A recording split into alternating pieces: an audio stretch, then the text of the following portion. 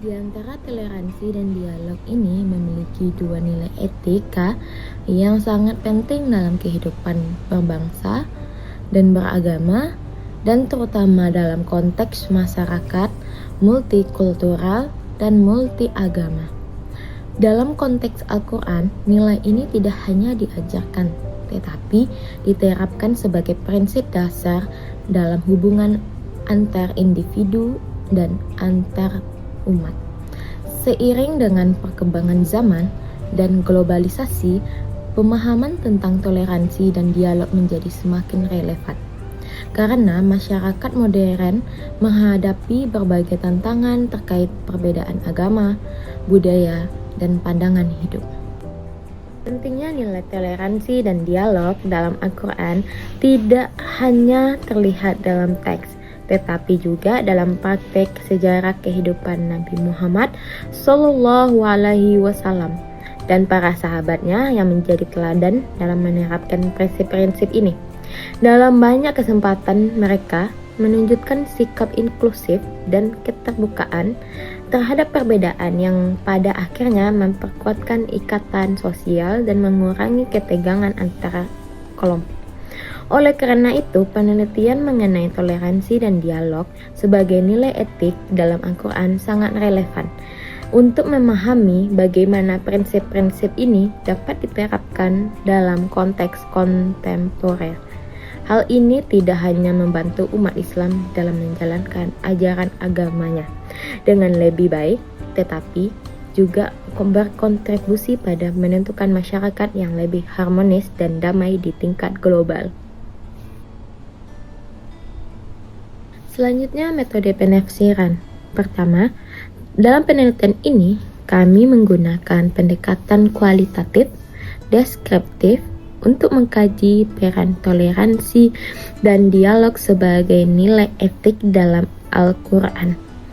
Kami mulai dengan studi literatur yang mendalam, mengumpulkan dan menganalisis data dari berbagai sumber termasuk buku teks, jurnal, akademik, artikel, dan dokumen resmi yang berkaitan dengan toleransi dan dialog sebagai nilai etik dalam Al-Quran.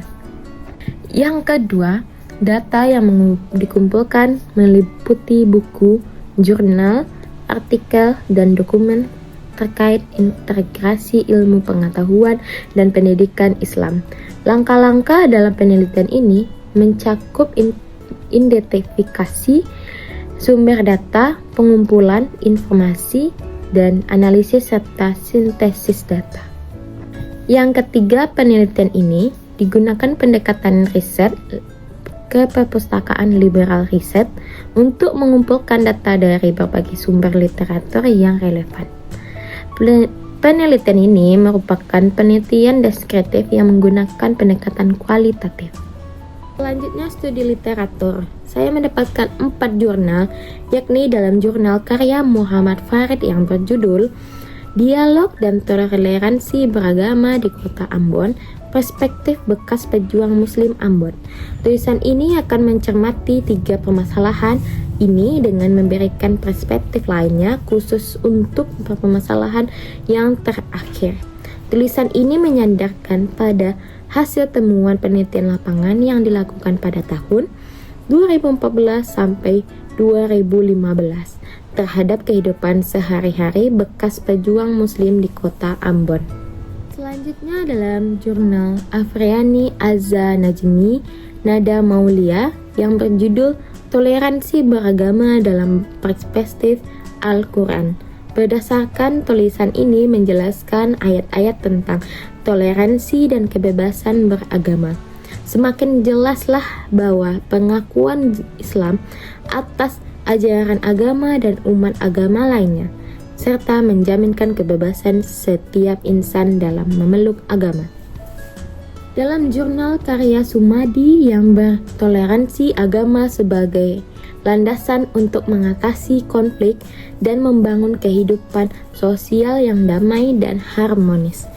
Judulnya ialah Analisis Surat Al-Baqarah ayat 191 dalam konteks etika dan toleransi beragama.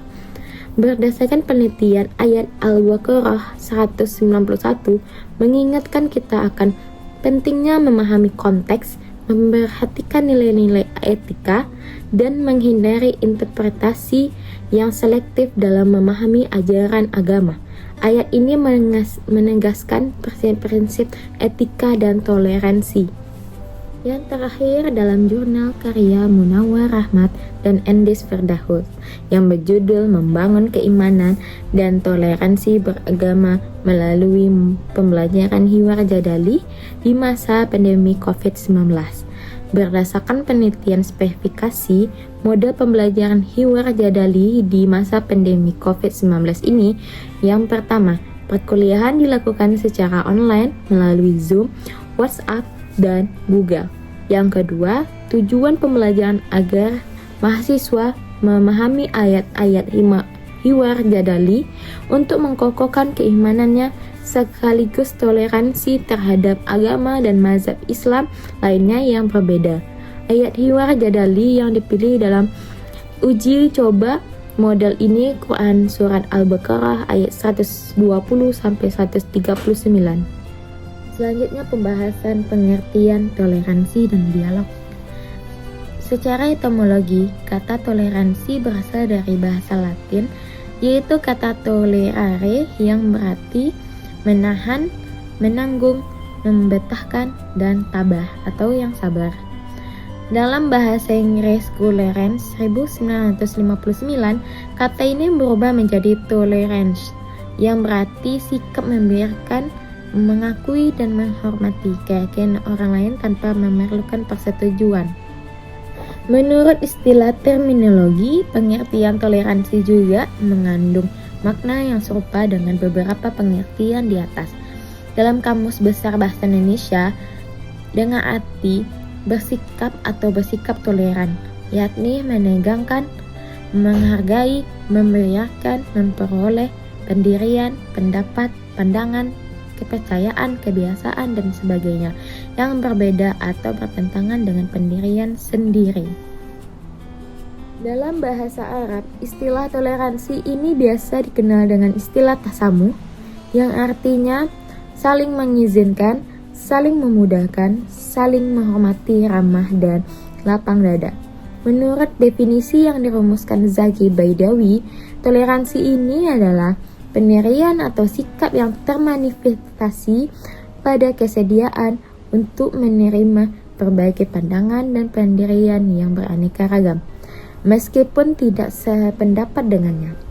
Lebih lanjut, dijelaskan bahwa toleransi ini erat kaitannya dengan masalah kebebasan atau kemerdekaan hak asasi dalam tata kehidupan bermasyarakat, sehingga mengizinkan berlapang dada terhadap adanya perbedaan pendapat dan keyakinan dari setiap individu. Selanjutnya pembahasan mengenai ayat tentang toleransi dalam Al-Quran. Yang pertama, saling mengenal dan berdialog. Quran Surat Saba ayat 24-25. Menurut penafsiran dari tafsir Al-Misbah, setelah menunjukkan ketidakmampuan berhala yang dipertuhankan oleh kaum musyrikin dan membuktikan betapa kuasanya Allah Subhanahu wa taala, kini melalui ayat di atas Nabi Muhammad SAW diperintahkan agar mengajukan pertanyaan dengan tujuan memperoleh pengakuan mereka tentang hal tersebut. Demikian menghubungkan ayat ini dengan ayat sebelumnya, dapat juga dikatakan bahwa setelah ayat yang lalu menunjukkan kelemahan sembah-sembahan kaum musyrikin, kini ayat di atas menunjukkan sekali lagi ketidakwajarannya disembah. Seorang yang menyembah sesuatu pastilah mengandalkannya. Salah satu dorongan kaum musyrikin yang menyembah berhala-berhala adalah kepercayaan mereka bahwa sembah-sembahan itu menjadi perantara buat mereka dalam perolehan rezeki. Selanjutnya, memaafkan dan tidak membalas kejahatan dengan kejahatan. Quran Surat Asy-Syura ayat 40. Salah satu metode yang dapat digunakan untuk menyelesaikan kejahatan masa lalu adalah memaafkan. Dengan memaafkan pihak-pihak yang terlibat konflik, menghilangkan dendam, menanamkan komitmen untuk melangkah bersama di jalan damai menuju ke masa depan yang lebih baik. Meskipun tampak sederhana, memaafkan memiliki unsur rumit karena niscaya adanya pengungkapan kebenaran, pengakuan, dan keadilan sebagaimana akan dijelaskan nantinya. Memaafkan sendiri dalam Islam dianggap sebagai perbuatan lebih baik daripada menuntut balas, meskipun balasan perbuatan jahat pun diatur dalam Islam. Dalam kisah misalnya, memaafkan menjadi pilihan yang bernilai lebih tinggi, walaupun diikuti dengan syarat bahwa si pelaku harus mengikuti dengan perbuatan baik sebagai kompensasi atas perbuatannya. Dalam ini menunjukkan bahwa secara normatif Islam pun mengajarkan bahwa memaafkan sangat urgen guna mewujudkan kehidupan yang damai. Yang selanjutnya, pentingnya persaudaraan dan perdamaian dalam Quran Surat Al-Hujurat ayat 10. Prinsip-prinsip perdamaian dalam ajaran Islam meliputi menghormati hak asasi manusia, menolak kekerasan, mempromosikan dialog dan negosiasi, serta menegakkan keadilan dan persaudaraan. Pentingnya perdamaian sebagai tujuan utama dalam Islam tercermin dalam ajaran-ajaran Al-Quran dan hadis yang menekankan pentingnya menjaga kedamaian, membangun hubungan yang harmonis, dan mengatasi konflik dengan cara yang adil dan damai. Perdamaian dalam Islam bukan hanya menjadi tujuan individu, tetapi juga menjadi tugas umat muslim untuk membawa perdamaian dalam segala aspek kehidupan, baik dalam keluarga, masyarakat, maupun dalam skala global. Menurut penafsiran dari Fathul Qadir, kalimatnya sesungguhnya orang-orang mukmin adalah bersaudara adalah kalimat yang permulaan yang menegaskan apa yang sebelumnya mengenai perintah untuk berdamai.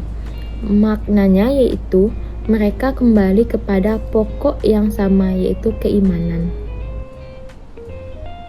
Terima kasih semua, sampai di sini dulu. Jika ada kekurangan atau kelebihan kata dari saya, tolong dimaafkan.